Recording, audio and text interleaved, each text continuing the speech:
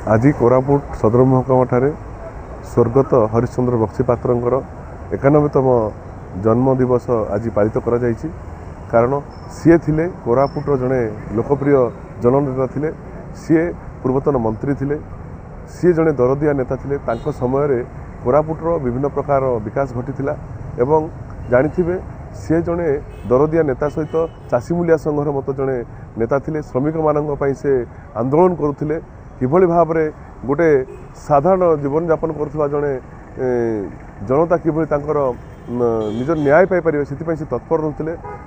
कोरापुटर प्रत्येक अंचल को सी चली चली समय से बुलिकिना लोकर समस्या बुझापी लोकों पाखु पहुँचुले एवं तांको समय रे कोरापुटर विभिन्न प्रकार विकासमूलक कार्य होईची एवं सी सबुबले चाहूले जे किभली भाव में लोक निजर न्याय पाई पारिबे।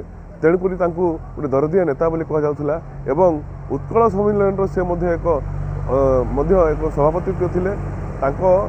जो विभिन्न प्रकार कार्य तांको आज चिरस्मरणीय कर रखिछि एवं कोरापुटवासी सबुबले झुरुचंती।